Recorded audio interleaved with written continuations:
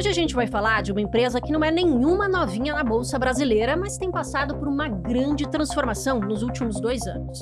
Este ano teve um dos melhores resultados da última década e sua ação quase dobrou de valor. Mesmo com um clima atípico, consumo fraco e um varejo inteiro sob pressão, ela entregou crescimento, margens recordes, lucro histórico e uma virada na operação financeira. Mas a grande pergunta é: isso tudo é sustentável ou estamos diante de um ciclo que pode perder força? E tem mais: como essa empresa está reagindo à entrada de gigantes globais na moda no Brasil? A ação já precifica a virada da companhia? Qual é o próximo passo para 2026? As respostas você confere agora. Está começando mais um Money Minds, descobrindo o que há por trás das grandes mentes do mercado. E para falar sobre essa grande transformação, os desafios e o futuro do varejo brasileiro, estamos aqui com Miguel Cafruni, diretor financeiro e de relações com investidores da Riachuelo. Obrigada, Miguel. Legal, eu que agradeço. Obrigado pelo convite. É um prazer estar com vocês aqui. Prazer poder falar para essa audiência tão qualificada de vocês. Tenho certeza que vai ter uma hora bem dinâmica aqui, bem entusiasmada aqui. Com certeza, para todo mundo justamente entender desse novo momento da companhia, que passou por grandes transformações, principalmente ali, eu acho que depois da pandemia. Mas ao meu lado aqui, Juliana Caveiro, mais uma vez aqui no nosso Money Minds para fazer essa entrevista dessa semana. Obrigada, Ju, como você tá? Eu que agradeço mais uma vez aqui, entrevistando grandes mentes aqui pra gente poder entender um pouco mais do mercado. Vamos em mais uma conversa produtiva aqui. Bora lá, mais uma horinha então. Miguel, começando aqui justamente, né? Comentei um pouco aqui sobre a atual situação da companhia, mas claro, gostaria de entender, falei no começo, a companhia não é nenhuma novinha, a gente já sabe aí, tem quase, né? Eu digo aqui como grupo Guararapes, né? Tem quase aí 80 anos, também aberta na Bolsa há muito tempo, desde a década de 70, mas grandes transformações nesses últimos tempos, claro, como o mundo todo, mas claro, principalmente para o varejo. O que você pode falar, né? O que é essa grande transformação ou o que foi, está passando por uma transformação? Queria que você entrasse um pouco mais no detalhe para gente. Legal.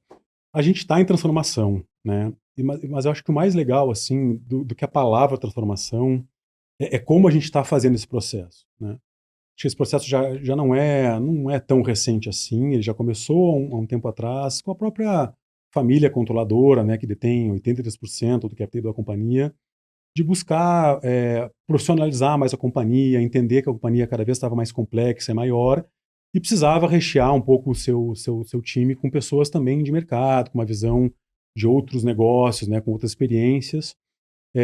Há 2 anos, então, já existem alguns C-levels, alguns pares meus que já estão na companhia há um pouco mais tempo do que a própria vinda do André, que foi o nosso CEO que veio em 2023, em metade de 2023. Uhum.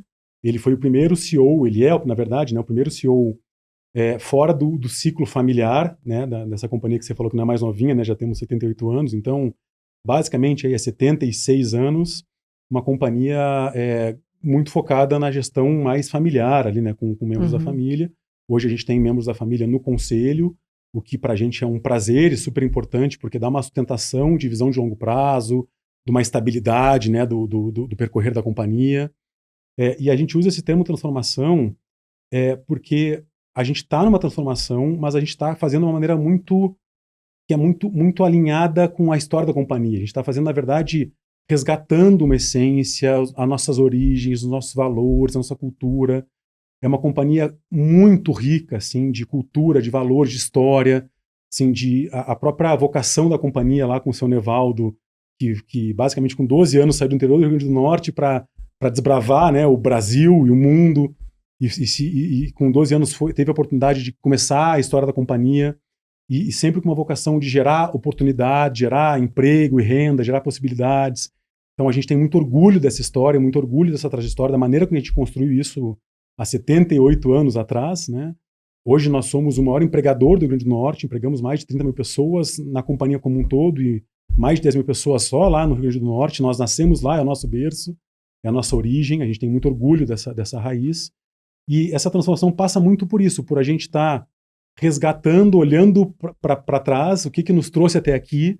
Não é nenhum cavalinho de pau, não é assim, olha, bota tudo fora e começa tudo novo. Pelo contrário, assim, sabe? A gente tem muito orgulho do que nos trouxe até aqui. E a gente entende que, acho que o grande mérito do que a gente está conseguindo essa virada de maneira tão rápida e tão potente é fazendo isso desse jeito.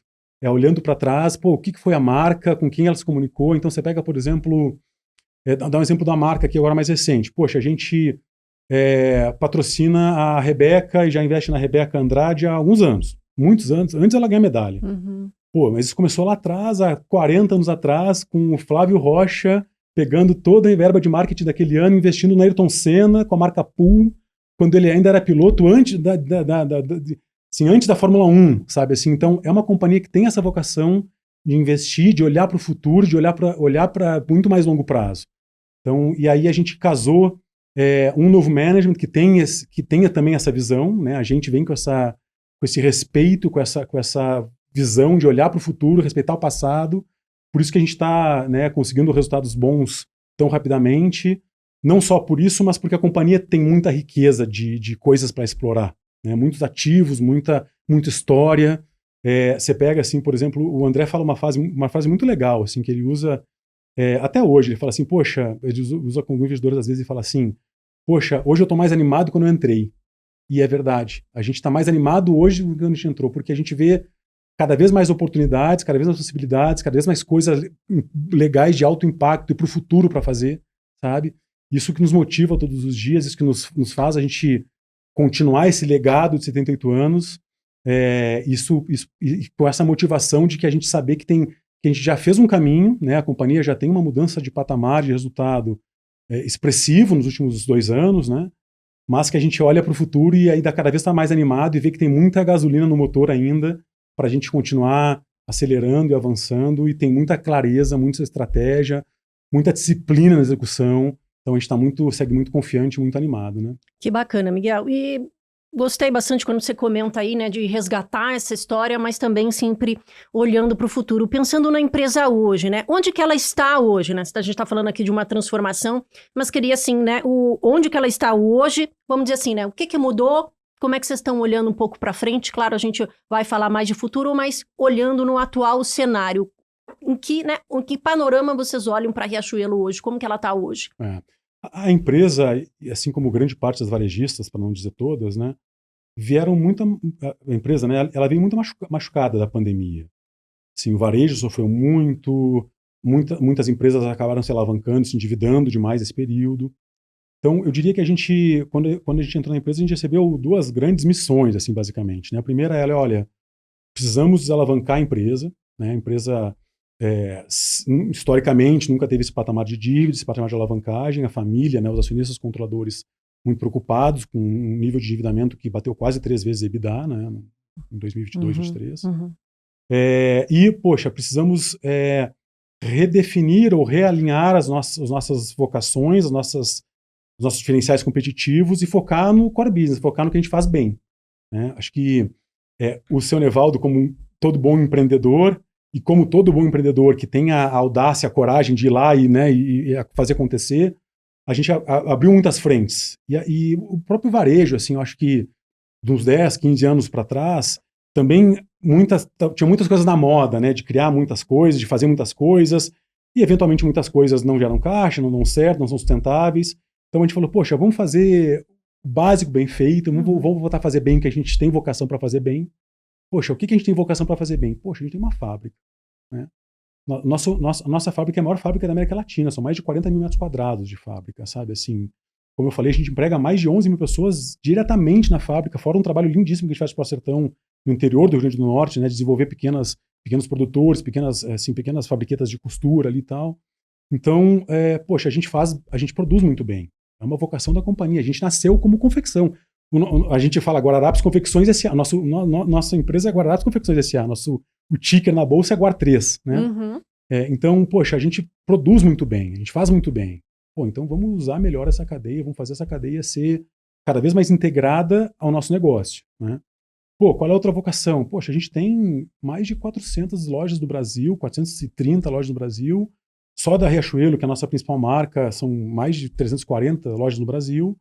Pô, a gente tem uma capilaridade, uma abrangência nacional. Pô, a gente fala com muita gente, a gente inspira, a gente dá acesso à moda, a gente impacta a vida de muita gente do norte ao sul do país, né? E a gente tem um braço financeiro que já tem aí, a Midway já tem, a gente fez a Midway em 2008, sabe assim. Então a gente já tem mais de 5 milhões de clientes ativos na carteira, a gente já tem um relacionamento de longa data com os nossos clientes. O André também encontra uma outra fase muito legal, assim, ele estava num outro evento, aí o garçom desse evento ia falar para ele, olha, a Midway foi o meu primeiro cartão, 20 anos atrás, sabe? Olha assim, não 20, né? Mas há quase 20 anos atrás. Aí a gente assim, poxa, então essas coisas nos sensibilizam, porque dá para fazer bem feito, sabe, assim, olhando porque a gente sempre fez bem feito. Então a gente tem muita coisa rica na companhia que a gente plantou, fez muito bem, e que a pandemia meio que desorientou todo mundo, porque todo mundo ficou muito endividado, todo mundo ficou preocupado. Então a gente aterrizou muito essas coisas, sabe? Poxa, como é que a gente vai desalavancar a companhia, né? Como a gente vai fortalecer os nossos core business e como a gente vai extrair mais valor dessas potências que nós temos, né? E tem potência que nós somos únicos. Fábrica só nós somos a loja de moda no Brasil tem fábrica, sabe? Assim, com a nosso tamanho, sim, né? A gente faz muito bem isso, né? Assim, a gente é a melhor financeira do varejo de moda do Brasil, sabe? Assim, então a gente tem muita potência, a gente tem muita capacidade de fazer cada vez melhor e a gente tem muita confiança nisso. E aí o que a gente trouxe muito forte para a companhia? A disciplina na execução. Que às vezes o empreendedor, muitas vezes, abre muitas coisas e depois cansa do brinquedo e vai brincar de outra coisa, né? A gente tem que ser disciplinado. Então, a gente tem um alinhamento muito grande com o nosso conselho, das prioridades, a gente lidera a companhia, a gente toca a companhia, gera a companhia por OKRs. Então, para entrar uma coisa nova, tem que sair alguma coisa de lá. Para essa coisa nova entrar, tem que ter mais valor do que a coisa que está lá, que vai sair. Então, essa disciplina na execução que a gente toca o dia a dia também é um diferencial importante da gente estar rampando e conseguindo um resultado muito forte, né? Porque tem muita disciplina de execução, muita visão de longo prazo, e a gente sabe, poxa, é uma jarda de cada vez, vamos avançando uma jarda de cada vez. Olhando para frente, mas também, como você bem falou ali, um passo de cada vez, mas muito interessante você falar realmente nessa questão da disciplina, que realmente não é a primeira vez que eu ouço, mas quando a gente fala aqui realmente dos executivos, das companhias, realmente disciplina é uma palavra que aparece bastante. Agora, você comentou também, a gente está falando aqui você falou dessa integração que tem na companhia, né? Agora, eu queria focar um pouquinho mais lojas físicas e essa questão omnichannel do digital também, a gente passando também por toda essa transformação. Você bem citou a pandemia que trouxe ainda mais à tona essa questão, né, do varejo online. Para vocês, né, ali, você fala muito do core business, da fabricação. Em relação à estratégia de vocês, as lojas físicas continuam, elas são o core business? Como é que vocês integram, né, as lojas físicas, mas também ali o varejo online? Como é que é isso hoje?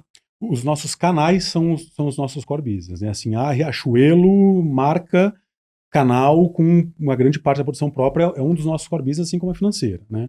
Tá. No físico, a gente tem um benefício adicional de conseguir usufruir um pouco mais do nosso outro braço, que é financeira, porque naturalmente existe uma penetração maior dos nossos serviços financeiros nas lojas, no varejo físico. Pela dinâmica ali de estar ali na hora, daquela coisa no olho da concessão de crédito ou de oferecendo os produtos. Eu acho que a confiança olho no olho dos dois lados, né? Assim, tanto da gente olhando para o cliente e do cliente olhando para a gente, se eu confio nessa empresa, é uma empresa... Tá? Não é um balcão que o cara fecha uma portinha e depois nunca aparece nunca mais, né? E aí sabe lá de onde vem aquele dinheiro. Mas o online é fundamental para o nosso negócio, né? Assim, principalmente pelas transformações que o varejo vem sofrendo nos últimos anos, como você bem comentou, principalmente acelerados pós-pandemia, né? E aí essa disciplina que eu comentei, ela foi e está sendo fundamental para o online também. O online nosso, a gente virou ele para break-even e agora para sustentável, para rentável, há 1 ano na companhia. Muitos varejos online nasceram queimando caixa, sabe, buscando muito produto promocional, tentando trazer um cliente a qualquer custo, né, assim, com CACs altíssimos, com investimentos em mídias inorgânicas, né, em anúncios monstruosos que encareceu tudo. A gente foi muito disciplinado. Poxa, o que a gente quer contar da história no online? A gente quer contar moda no online, a gente quer contar história no online. Então a gente relançou o nosso app, relançou nossas redes sociais ano passado. Hoje você entra no nosso app, ele está muito mais amigável, está muito mais complementar, as buscas estão melhores, você navega com muito mais prazer e com muito mais assim orientação também por modelos, né, de inteligência artificial que ajudam a ajudar a navegar. Entender ali, né, o hábito do consumidor. A gente está cada vez mais focando em, não vou dizer despedalar, mas assim, ou a ficar menos dependente de produtos promocionados no online, porque a gente sabe que o online tem uma vocação também natural por vender mais promoção. Qualquer online, naturalmente, o preço do físico do online é mais barato do que o físico, né? A gente está cada vez mais focando em contar moda. Então, assim, por exemplo, a categoria que mais cresce no online, cresce há um bom tempo já, 2 dígitos altos, é a moda. E é feminino, é jeans, porque a gente está fazendo cada vez mais um trabalho de marca, de produto, de contar história, de foto. A gente mudou todas, a gente investiu em trazer fotos melhores, mais definidas, contar um pouco de movimento. Então, o online para a gente é fundamental. A gente também estruturou bastante um modelo operacional do online para ele funcionar cada vez mais integrado ao físico também. Então, hoje, por exemplo, 30%, 33% da nossa venda online é retiro em loja. O cliente começa a sua jornada no online, compra no online, como a gente tem 340 lojas da Riachuelo, o cliente escolhe a loja mais perto de você, foge do frete, vai na loja, eventualmente lá a gente já estimula ele no lockerzinho, lá no armáriozinho, com um cupom para o cara comprar a segunda peça dele. A gente já estimula que ele experimente a loja e não tenha a logística reversa, que no online também é pesadíssimo. Você tem que devolver o produto. Você foge em 30% da venda. Do frete, que no nosso caso não é um frete de uma televisão, do celular, que às vezes o frete é pequeno, porque a volumetria é pequena e o ticket é muito alto no celular, por exemplo. Nossa, uma camiseta, o frete é pesado. Representa às vezes 15%, 20% da venda. Pesa no ticket, né? Então, poxa, retira em loja, tem uma experiência na loja, complementa o seu pedido com um look complementar, com outra peça, compra um bottom, compra um top, né? Assim, comprou uma bermuda, comprou uma camiseta, comprou uma calça, comprou uma camiseta, comprou uma camiseta, comprou uma calça, enfim. E já experimenta lá se eventualmente o caimento, o tamanho, era G e comprou M ou MG, enfim, já mata também uma parte onerosa da operação online, que é a logística reversa. Então, a gente está muito focado, cada vez mais, em integrar esses canais com rentabilidade, com experiência, né? E isso para a gente está sendo fundamental. A gente falando aqui bastante do varejo em si, mas eu queria falar da parte até financeira, né? Que também é core business da Riachuelo. Mas eu queria entender justamente, né? A gente teve, principalmente esse ano, um crescimento bem grande desse braço financeiro. A gente saiu de uma vertical que dava prejuízo e hoje está lucrando mais de 200 milhões, né? Queria entender como vocês fizeram essa virada na financeira e justamente num cenário macroeconômico tão difícil, justamente para financeiro, né? Com juros muito altos, então queria entender como vocês fizeram isso. Foram algumas alavancas que a gente entendeu e mobilizou assim e puxou, né? Eu diria que a primeira delas está muito alinhada a esse resgate da nossa essência. O que nos trouxe até aqui na financeira? E aí, no caso da financeira, tiveram muitas coisas positivas que nos trouxeram até aqui, mas uma que a gente entendeu assim, poxa, essa é a detratora para o futuro, consistente que a gente ia criar. Que era aqueles ciclos de a financeira só faz consumer finance, só apoia com crediário, antigo crediário, e aí depois vem a inadimplência, vem a bonança e depois a dor, né? Assim, poxa, a gente viu claramente que esses ciclos se complementavam. A gente, poxa, como é que a gente foge desse ciclo? Então, né, primeiro pensamento. Depois a gente foi assim, poxa, como é que a gente, assim como eu falei, por exemplo, do online, que era a gente tirar a dependência de promocionados, que ajuda a melhorar a margem, por consequência a última linha melhora também, né? Como que a gente tira a dependência de ser uma financeira só com vocação do consumer finance, né? Só do crédito para compra no varejo, né? Poxa, a gente tem uma relação de longa data com o cliente. A financeira, na verdade, ela bebe de um CAC, né? De um custo de aquisição de clientes quase nulo, porque ela está no balcão colado a varejista.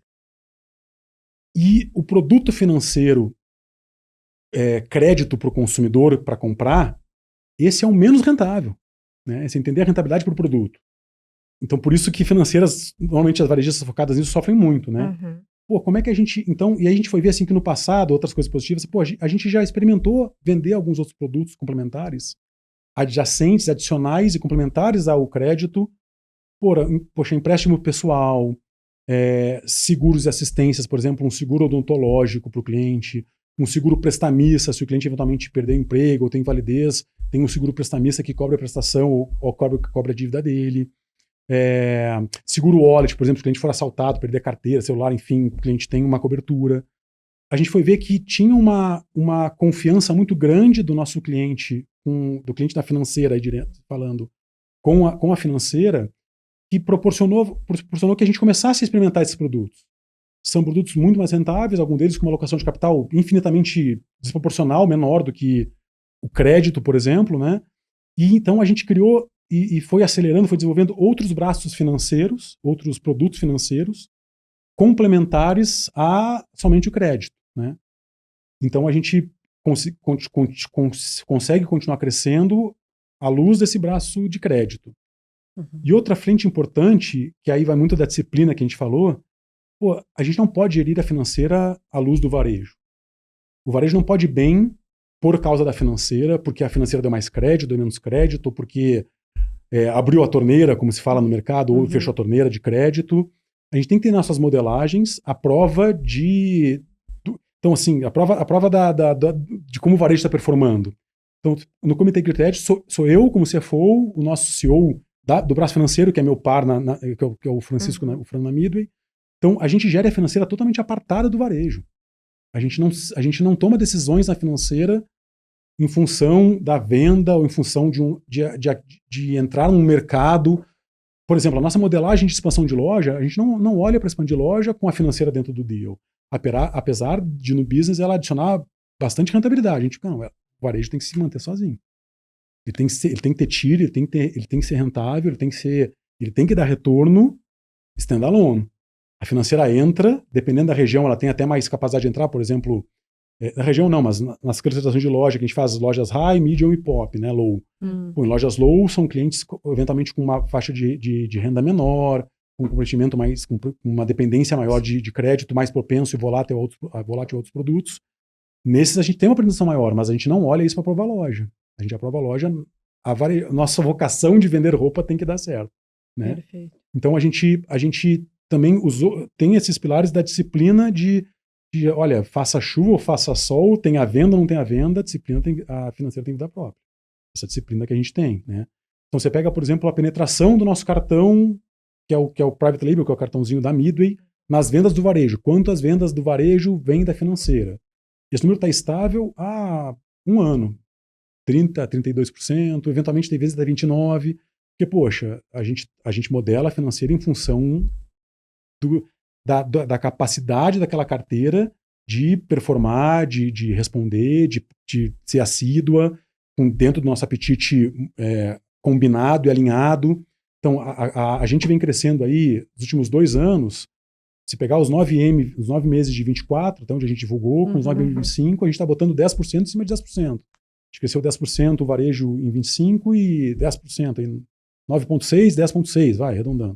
10 contra 10. A penetração da financeira continua estável. A gente não aumentou a penetração. Então não é assim, a financeira a gente está injetando dinheiro e está aumentando o apetite, está dando crédito para trazer venda. A gente não faz isso, é a longo prazo.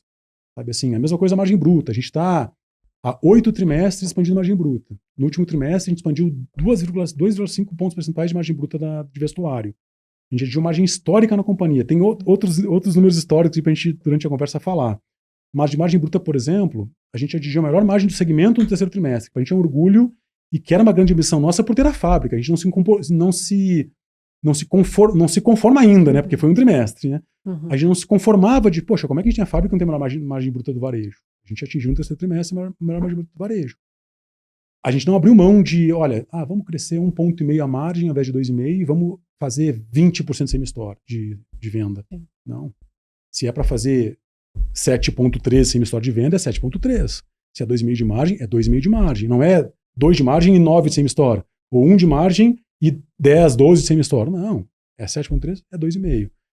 A financeira pode vender isso e pode dar esse crédito pode vender isso. Vai ser 32% da venda, não vai ser 40%, 50%, porque a gente quer evitar aqueles ciclos. Então, é muita disciplina, assim, e muita... Por isso que a gente é muito seguro, assim, quando você começou falando, assim, que eu achei curioso, de, será que é consistente? Vou de galinha? A gente não tem dúvida que é consistente. São 9 trimestres de venda, são 8 trimestres de margem, são lucros históricos da companhia, a gente não tem dúvida que é algo consistente, porque a gente está fazendo as coisas para ser consistente. A gente não está fazendo as coisas para fazer no curto prazo, pelo contrário. Eu estava no evento agora com alguns investidores e eles perguntaram assim para a gente, poxa, e a alavancagem operacional, Miguel, despesa, né? Poxa, você vê espaço para ganhar alavancagem operacional no curto prazo? Vocês estão aumentando venda? Porque um conceito financeiro mais técnico é, poxa, você aumenta a venda, você dilui custo fixo, então você ganha alavancagem operacional.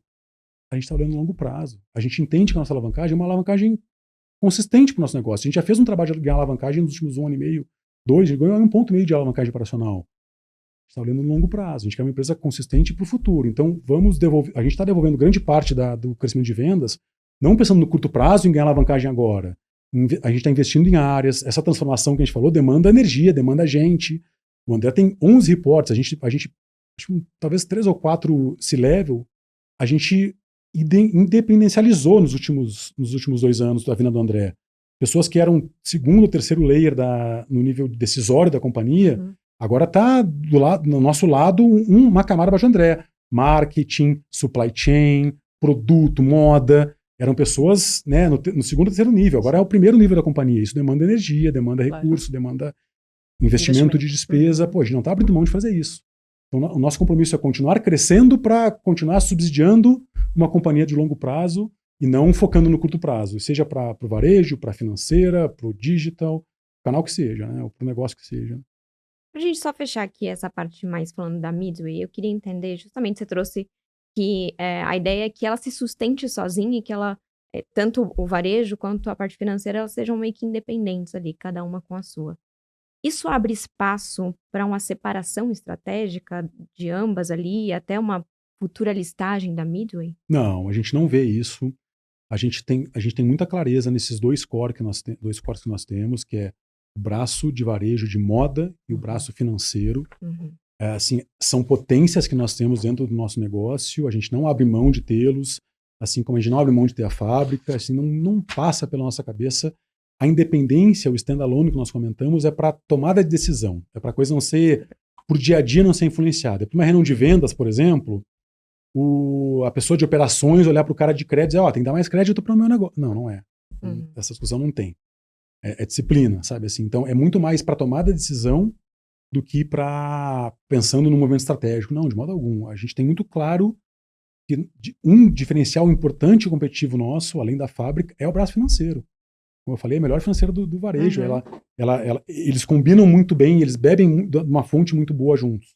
Né? Não são separados. Não. Pelo contrário, assim, a gente viu que o varejo de moda, as varejistas de moda que no passado se aventuraram a terceirizar esse braço financeiro, todo mundo bateu na parede e voltou. Sabe assim? Então, a gente faz muito bem isso. Por que a gente vai deixar de fazer? Não faz sentido nenhum pra gente. A gente faz muito bem, domina muito bem, é muito disciplinado e, pelo contrário, assim, é cada vez mais integrar esse negócio do que separá-lo. Fazendo parte ali da empresa mesmo. Você comentou agora das varejistas, claro, e dada a importância da moda, como você bem falou, você citou ali realmente a importância da moda, de contar histórias, enfim, toda essa reconfiguração que a Riachuelo passou. A gente tem, claro, a gente está falando aqui também de varejistas brasileiras também, mas internacionais que a gente viu, inclusive esse ano veio uma grande varejista internacional vindo para o Brasil. Como vocês, né, querem entender, se diferenciam nesse mercado, né? E se há uma diferença entre, né, ali quando a gente fala de competição, entre brasileiras e internacionais mesmo. Como é a estratégia de vocês frente à competição hoje? A nossa estratégia é explorar cada vez mais essa nossa potência que a gente tem. Então, poxa, a gente é a única empresa de moda no Brasil que tem a capacidade de falar sobre moda para o brasileiro com lugar de fala. A gente tem uma fábrica no Brasil, né, assim, sabe? A gente nasceu no Nordeste. A gente, assim, você pega muitas collabs que a gente faz, a gente investe com brasileiros, sabe? A gente busca sempre dar um tom de brasilidade no que a gente faz, na nossa marca, no nosso produto. Você pega, assim, o investimento que a gente fez em trazer bordados, em fazer a bordadeira do interior do Rio Grande do Norte, em Timbaúba. A gente vai lá e, sabe, incentiva muito isso. Então, um lugar de fala, cada vez mais investir na marca que é uma marca que inspira o Brasil, que inspira brasileiros a criar possibilidade, a criar oportunidade, a se sentir empoderado com a roupa que veste, cada vez mais dando esse toque, né? Aí você olha assim, poxa, a gente é a empresa também, varejo de moda mais capilar no Brasil, a gente tem, assim, enquanto algumas são focadas em uma região, a gente tem, basicamente em todas as regiões do país, uma fortaleza importante. Você pega o share de região, é muito equilibrado no nosso negócio, apesar da gente ter nascido no Nordeste. Poxa, a gente conhece o brasileiro, a gente tá presente no brasileiro, tanto com moda quanto num produto financeiro para o cara trocar o seu celular, comprar uma moto, reformar a casa, comprar um carro. Então a gente tem essa vocação de estar muito próximo há muito tempo.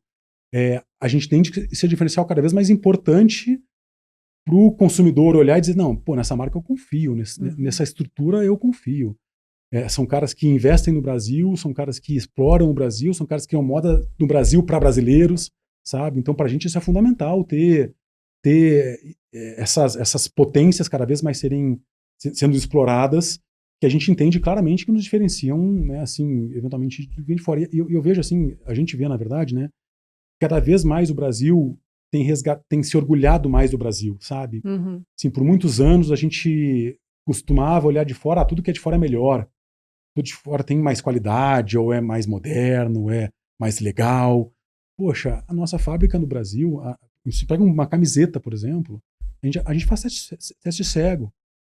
Não perde. Tem mais qualidade do que muitas marcas gringas. Obviamente, comparando o preço, você não pode comparar, né? Tem que ser comparável, né? Claro. Mas tem muito mais qualidade. E a maior qualidade do Brasil é a nossa básica, por exemplo, a nossa camiseta, essa camiseta aqui. Então, cada vez mais se mostrar brasileiro esse orgulho, né? Assim, e aí a gente vê esse nosso negócio muito potente para contar essa história. E como eu falei, com lugar de fala, a gente tem esse lugar de fala para fazer isso, né? Ainda nesse assunto, Miguel, essa questão de lugar de fala, você citou bem no comecinho sobre ali o Ayrton Senna, né? De justamente... E eu acho que, você falando de brasilidade, o Ayrton resgata, né? Esse orgulho da gente, né? De ser brasileiro. E a gente até tem visto recentemente isso nos próprios esportes. Agora, né? Você comentou da Rebeca. A gente também tá vendo na própria Fórmula 1, no tênis, a gente também aí, né? Eu acho que uma boa fase. Ferreira, que a gente investe também no surf. Né? Tem, e aí, entrando um pouquinho mais nessa parte um pouco mais de curiosidade, vamos dizer assim, né? Com tanta história na empresa, o que você poderia contar mais, de repente, aí? Talvez de curiosidade ou alguma coisa assim, né? Que quem está assistindo ou ouvindo a gente não saiba, ou alguma coisa assim, de vocês mesmo, da empresa, em relação mesmo à brasilidade, também ao próprio, né? Investir nos nossos talentos aqui brasileiros. Eu vejo que é muito essa espinha dorsal, assim, sabe? Então, quando a gente busca desenvolver um produto, lançar uma coleção, se comunicar com o consumidor de alguma maneira, sempre passa por essa espinha da gente buscar, poxa, qual a brasilidade, qual o tom que a gente vai dar para esse negócio, né? Outra curiosidade também, assim, é uma coisa muito genuína que a gente faz há muito tempo. Você pega assim o Pro Sertão, que é um projeto lindíssimo que a gente desenvolveu aí há bons tempos, eu diria mais de 10 anos, tenho certeza, que é desenvolver, como eu falei lá, pequenas fabriquetas de costura, fábricas de costura em regiões menos desenvolvidas no interior do Rio Grande do Norte. A gente fazia isso há muito tempo antes dessa moda de sustentabilidade ou por um viés marqueteiro. A gente fazia isso por vocação. A gente criou o Instituto Riachuelo para isso. Não é algo recente ou algo modal ou algo que a gente está fazendo para ganhar, né, assim, visibilidade nessa frente. A companhia tem essa essência, essa natureza de fazer isso há muito tempo, sabe? Então, uma curiosidade é assim, poxa, a gente já faz muita coisa interna, já fazia muita coisa interna há muito tempo e, eventualmente, nem contava tão bem porque é natural. Uhum. Assim, pra gente é tão natural fazer, né? Assim, não é uma coisa, temos que botar isso aos holofotes. É natural pra gente fazer isso, sabe? Então, talvez uma curiosidade também seja isso, sabe? A gente fazer as coisas de maneira muito genuína, como a gente sempre fez ao longo desses 78 anos, né? Cultivando os nossos valores, cultivando a nossa cultura, de dar oportunidade, de resgatar assim, esse empreendedorismo, mas com disciplina também. Uhum. Então eu vejo que é muito nessa direção, né? E como é esse sentimento, né? Você também comentou sobre ali, né, de ter sido o primeiro cartão ali, né? Comentando ali, enfim, eu acho que foi no garçom, né? Que você comentou ali de ter sido o primeiro cartão. Como é esse sentimento para vocês, como empresa também, ter esse retorno, já que a empresa, quase 80 anos, conta muita história, claro, né? Mas também saber desses pequenos causos, vamos dizer, que no dia a dia, né, às vezes acaba se perdendo, mas, né, ali no contato com o humano, vocês acabam recebendo, assim, como é que é qual é esse sentimento de vocês? Pra gente é um prazer. Eu lembro quando eu entrei na companhia, ou quem entra na companhia, normalmente costuma falar assim, a primeira coisa que a pessoa percebe é como a empresa é acolhedora, sabe? E genuinamente a gente é acolhedor, sabe? E aí isso vai muito no viés de gente, no viés, né, da relação, no viés, né, do cuidado com as pessoas, tanto com o colaborador que entra novo, quanto na relação com o fornecedor, na relação da cadeia inteira. Então, você pega, por exemplo, o ano passado a gente fez uma viagem para o interior do Rio Grande do Norte. A gente foi para Seridó, para o interior do Rio Grande do Norte, visitar esse trabalho de porção que a gente faz. Pô, a gente foi na casa de uma costureira e ela falou assim, olha, tá vendo meu quartinho aqui, ó, essa cama nova? Eu comprei porque agora eu consigo ter meu trabalhinho. Toda orgulhosa de falar, sabe? Poxa, aquilo mexe com a gente. E eu lembro que quando eu voltei, o conselho perguntou para cada um de nós, né, do Cilev, assim, poxa, o que mais te marcou na viagem? Eu falei, cara, o que mais marcou é a nossa responsabilidade de continuar esse negócio crescendo, saudável, para continuar a gerar mais histórias assim. A nossa responsabilidade que a gente tem com 30 mil pessoas diretamente embaixo da gente, e fora indiretamente, né, mas quantas pessoas a gente não impacta, né, na cadeia inteira. Então, o que mais nos sensibiliza é isso, é a gente fazer o certo, do jeito certo, pro longo prazo, para que cada vez a gente consiga cada vez mais ouvir essas histórias. Né, você pega a Rebeca, a gente tem vídeos da Rebeca quando a Rebeca era adolescente, sabe, assim, muito antes do dia onde ela chegou, e chegou com muito orgulho. Você pega o Senna, a gente investia onde o Senna, ninguém conhecia o Senna lá atrás, sabe? Então, isso nos orgulha, que é um legado do nosso fundador, do Sr. Evaldo, de criar oportunidades, criar possibilidades para as pessoas. E é isso, a possibilidade pode ser um mercado novo, pode ser um atingimento, um resultado novo, pode ser um emprego novo, pode ser uma cama nova, pode ser entrar na Fórmula 1, pode ser conquistar uma medalha olímpica. A gente não vê limites para um sonho, mas a gente quer possibilitar que as pessoas consigam continuar sonhando. E eu vejo que isso é a nossa grande responsabilidade, sabe? Assim, tem 30 mil pessoas olhando pra gente e dizer, poxa, qual é o próximo ciclo? Qual é a próxima perna? Qual é a próxima alavanca? Onde a gente vai estar daqui tantos anos, sabe? Assim, e a gente está fazendo isso de maneira consistente e responsável, de não ou ele chegar na frente e dizer assim, poxa, foi um ciclo bom ou um ciclo ruim? Ciclo bom, isso pra gente é inegociável, né? Eu queria trazer um pouco aqui também na parte de sustentabilidade. Eu sei que a grande maioria dos investidores nem gostam muito desse tópico, enfim. Mas acho que justamente você trouxe aqui essa responsabilidade que vocês têm, principalmente com bordadeiras, com pessoas no Brasil afora, justamente ajudando vocês nesse setor. Justamente queria entender como isso acaba sendo aplicado na companhia, porque justamente a gente fala da Riachuelo, e a Riachuelo, ela faz parte do fast fashion, não tem como acabar fugindo disso. E o fast fashion, para quem não sabe, é justamente estar sempre com as roupas que são um pouco mais usáveis rápido ali, né? Um Da estação, consumo, sim. exato, é um consumo um pouco mais rápido do que aquelas roupas que acabam durando um pouco mais.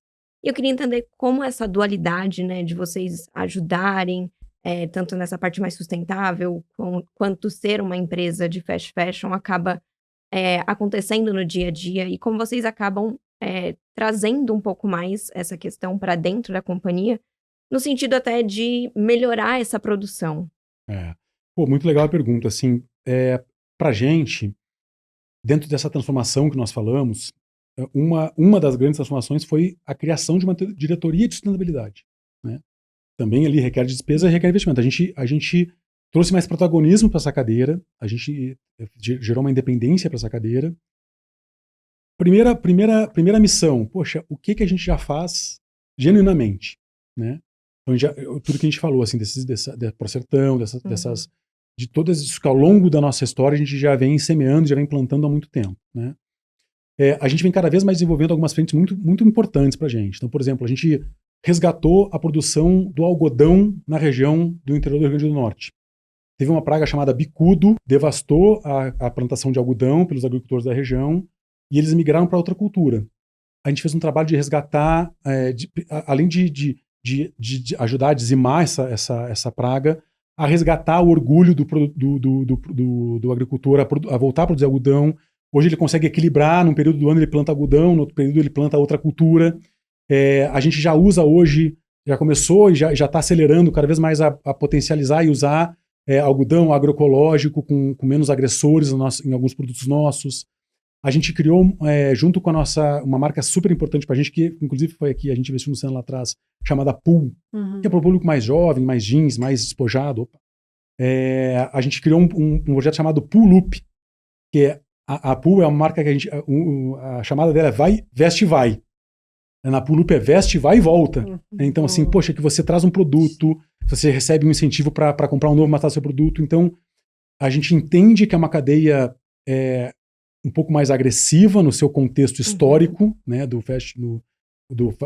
varejo mais rápido, né, moda mais rápida, mas que a gente tem feito uma série de iniciativas para cada vez mais acelerar a coisa que a gente já fazia historicamente, como eu comentei, e cada vez mais semeando e criando esses diferenciais para nos ajudar a cada vez mais buscar ser mais sustentável. A nossa fábrica, por exemplo, agora a gente trocou todas as caldeiras, a gente usa muito menos água, a gente usa mais energia renovável dentro do nosso processo produtivo, a gente usa muito menos água nas lavagens de jeans do que antigamente, muito menos agressivos. Então a gente está buscando cada vez mais desenvolver iniciativas e frentes para equilibrar um pouco mais essa questão do consumo e do varejo, do fashion mais rápido, né, que você bem colocou.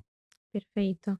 Fazendo um ciclo mais sustentável, né, quando a gente fala ali, né, de produtos, porque realmente a quantidade de roupas, né, quando a gente vê assim, que vão fora, assim, né, a gente, é incrível, assim, a quantidade de lixo que a gente consegue fazer, assim, mas bacana a gente falar de sustentabilidade, mas agora eu queria falar um pouquinho de ação, aqui falar com os investidores, já que, né, a gente tem ali o ticker GUAR3 sendo negociado, mas queria entender toda essa transformação.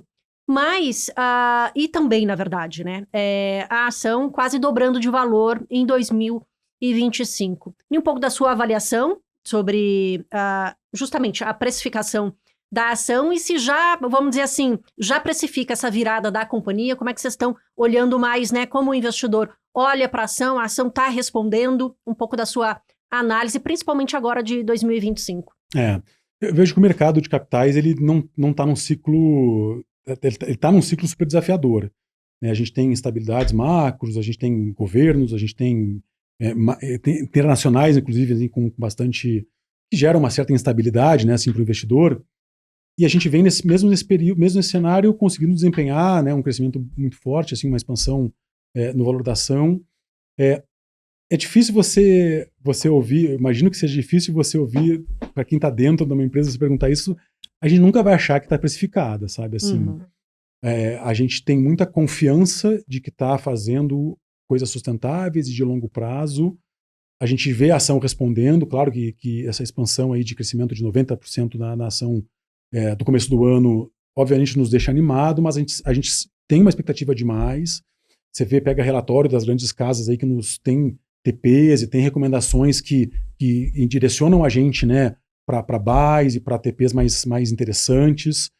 A gente trabalha muito forte nisso, mas trabalha muito forte em gerar essa consistência, sabe? Assim, a gente não olha no dia a dia, assim, para né, investidor, assim, que não fique chateado conosco, mas a gente não trabalha para a ação caminhar. A gente trabalha para entregar resultado consistente e sólido. A ação é uma consequência, sabe? Assim, e aí é óbvio que a gente...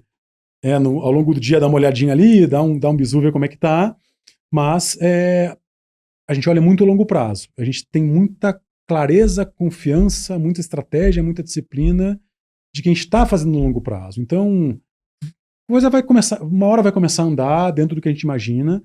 A gente não está no patamar que a gente gostaria, não está no patamar onde a gente entende que está, né, que os fundamentos não respondem ao patamar que está, mas a gente tem muita confiança que o mercado vai começar a cada vez mais se acalmar, O Brasil também nunca foi calmo ao longo dessa história, né, assim, mas a gente tem muita confiança de que nos próximos ciclos a coisa vai se ajustar. A gente trabalha para dar conforto para o investidor que a companhia está fazendo certo e que ele pode cada vez mais olhar diferente eventualmente do que ele olha para as outras, tanto que a nossa ação cresce muito mais do que índices de mercado, ou, né, do que muitos pares.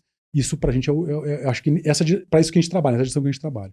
Essa perspectiva, claro, sempre trabalhando para o longo prazo, mas, claro, a gente está com uma Selic a 15%, a gente já falou do cenário macro bastante desafiador aqui, sempre desafiador para o Brasil, nunca é fácil, mas agora já projetando, e justamente a gente teve agora um bom período para a Bolsa Brasileira, com os ativos de risco, claro, com suas diferenças ali, obviamente, de setores, enfim, das ações, mas muito do estrangeiro olhando para cá, principalmente esse diferencial de juros, né? Com o corte de juros já previsto ali para o ano que vem. Não sabemos muito quando, janeiro, março, ali então os analistas, especialistas se dividem um pouco. Essa perspectiva, então, o seu olhar é bem mais otimista também para o ano que vem, para 2026? A gente, assim, de novo, a gente não... Desculpa reforçar sempre esse ponto, mas é importante, sabe? Assim, a gente não toma decisão só de curto prazo. Então, vou dar um exemplo de expansão de loja. Uhum.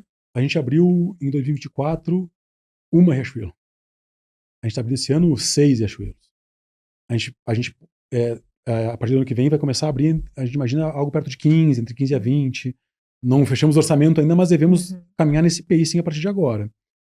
Mesmo com Selic a 15, mesmo com Selic a 18, porque os units econômicos do negócio, a gente vem ajustando muito ao longo desses 2 anos para deixá-lo cada vez mais potente. As taxas de retorno, a TIR desses negócios são muito mais potentes que isso. É claro que se a Selic ajudar, é claro se ela potencializa o consumo, ela potencializa o nível de endividamento das famílias, ela potencializa até, eventualmente, a própria concessão de crédito, né? Porque aí você vê assim, uma coisa mais equilibrada. A Selic no nível que está, é muito difícil você operar, e você, né, assim, mas a gente tem muita clareza do que o negócio gera. Então a gente está cada vez mais investindo. Você pega nossos investimentos, a gente investiu perto de 4,5% da receita nos últimos 2 anos. Perto de 400 a 450 milhões de reais. Muito focado em desalavancar a companhia, né, como falou da primeira missão lá.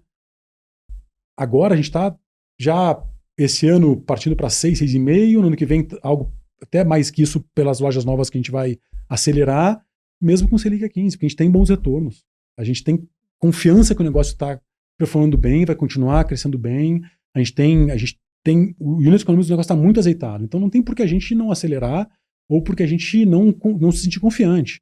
A gente acabou de fazer um exchange da nossa dívida agora, a gente acabou de comunicar no começo de novembro para o mercado todo o exchange das nossas debêntures, saindo de uma dívida de DI a 2,40, 2,45, uma delas, para DI mais 0,95. Então o spread hoje versus o referencial de alíquota DI ao Selic é muito pequeno.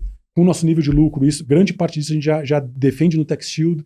Então a gente está muito confiante de que mesmo com uma Selic que eventualmente, né, se manter no nível que está, ou se desacelerar um pouco menos forte, ou se acelerar a desaceleração, a queda, né, a retração, a gente está muito confiante que o negócio vai continuar performando, vai continuar acelerando.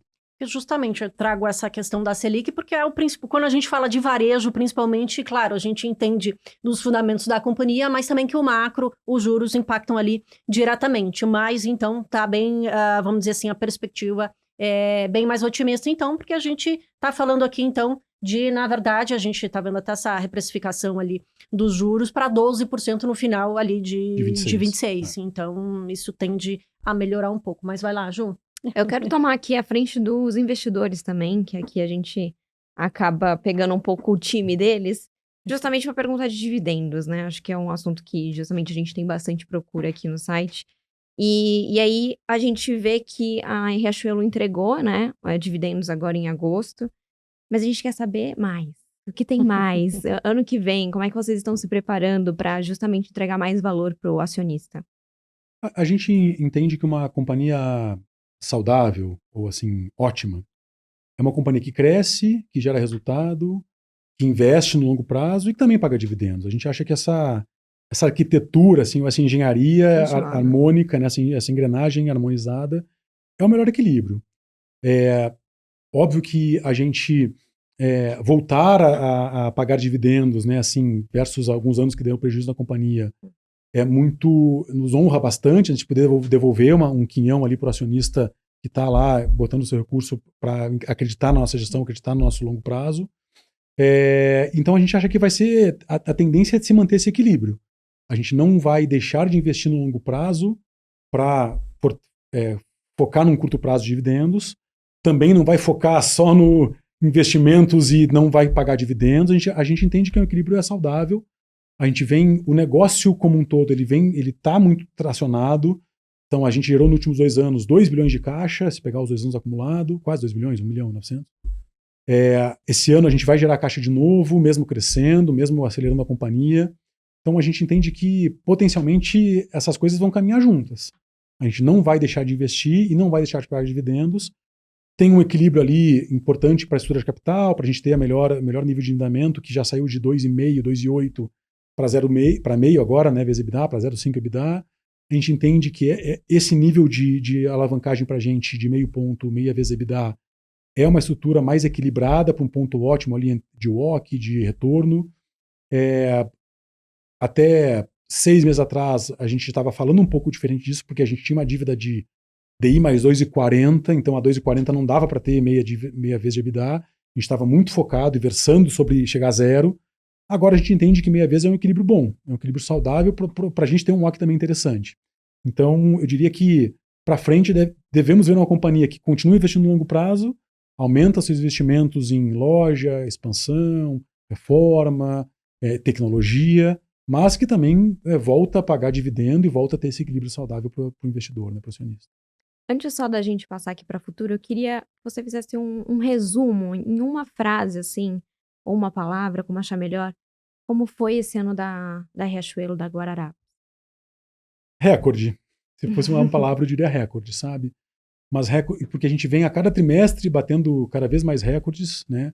9 trimestres seguidos de crescimento de venda, 8 trimestres seguidos de crescimento de expansão, margem recorde, nível de lucro recorde, margem EBITDA do segmento de moda de mercadorias recorde, recordes da financeira.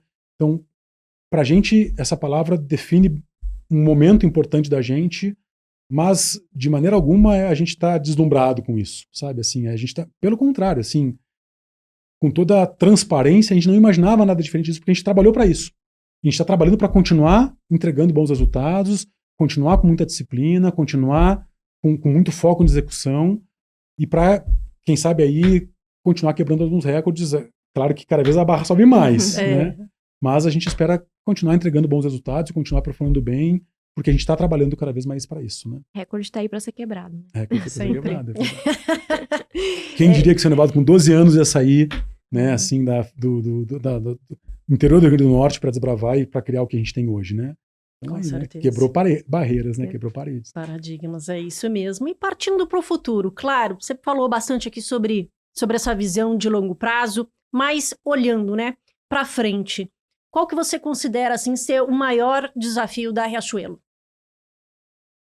Eu vejo que a gente continuar nessa disciplina, continuar cada vez mais não se acomodando em bons resultados, sabe? Assim, porque a gente tem muita coisa para explorar ainda dentro de casa, sabe? Assim, a gente já avançou um bom caminho. O investidor pergunta muito para a gente, bom, mas em que fase, ou de 0 a 10, onde vocês estão em cada coisa? Pô, em umas a gente está 8, em outras a gente está 1. Então, é a gente ter essa clareza, manter essa disciplina de estar garantindo o time motivado, garantindo o time alinhado, garantindo todo mundo na mesma direção, e de saber que, poxa, a gente reverteu um prejuízo no passado para um lucro recorde.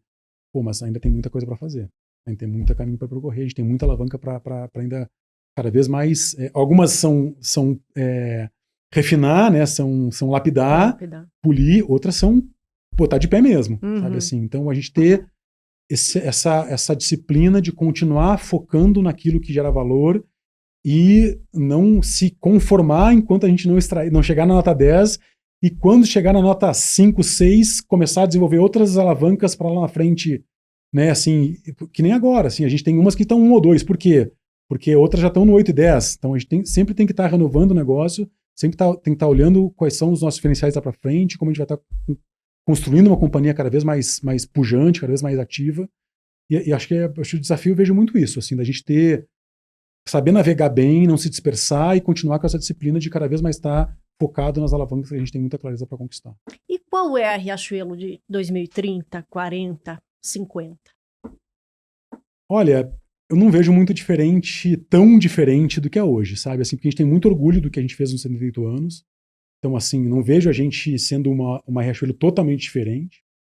E aí vejo a gente sendo uma Riachuelo cada vez mais conectada com o consumidor, a marca cada vez mais tendo relevância para o seu público, a gente sendo vista cada vez mais com uma moda que representa o brasileiro, que inspira o brasileiro. Aí, olhando um pouco da porta para fora, assim, né? Da porta para dentro. Poxa, pessoas que se orgulham de estar na companhia há tanto tempo e estar vendo essa transformação e sendo feita do jeito certo.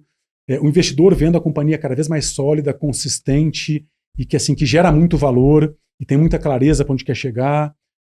Acho que é muito isso, assim, da gente ver uma companhia que todo mundo se orgulha. O consumidor se orgulha de ser uma empresa que tem lugar de fala para falar que é brasileira, que faz no Brasil e que faz lá no Nordeste, que desenvolve moda para brasileiro. O colaborador interno se orgulhando de cada vez ter uma empresa que cada vez mais cresce, gera oportunidades, desenvolve, promove, paga bônus, enfim. E o investidor dizendo assim, poxa, eu tenho uma empresa que cada vez mais tem bons retornos, paga dividendos, mas investe no futuro, que tem clareza para onde está indo e consegue mostrar claramente o retorno dessas alavancas logo ali na frente. Acho que para a gente é muito isso, assim, ter cada vez um negócio nessa direção que não é muito diferente do que o Sr. Evaldo sonhou há 78 anos atrás. Maravilha, Miguel. Que papo bacana. Obrigadão por conversar com a gente. Tenho certeza aqui que foi de grande valia para todos os investidores, não só investidores, porque a gente falou aqui de moda, de inovação, também de histórias, que eu acho que isso acaba também agregando muito mais, né? Aqui, mais uma vez, excelente conversa aqui. Brigadão. Eu que agradeço, um prazer estar com vocês. Obrigado pela audiência e estamos à disposição sempre para que precisar. A gente fala com muito orgulho e muito carinho da empresa, então estamos à disposição sempre. Que legal. E Ju, brigadão mais uma vez. Papo excelente aqui. Bora para mais um Money Minds. É isso, muito obrigada por quem assistiu até aqui. E justamente a gente vê o brilho no olho aqui, é sempre muito bacana conversar com empresas que gostam muito do que fazem, então trazer isso também para quem está assistindo é muito interessante. Muito obrigada. Muito bacana e obrigada a você que acompanhou o nosso Money Minds aqui com a Riachuelo. Espero vocês nos próximos. Já deixa seu like, compartilha esse nosso conteúdo também com todo mundo que você conhece. Brigadão mais uma vez e nos vemos no próximo episódio. Até lá!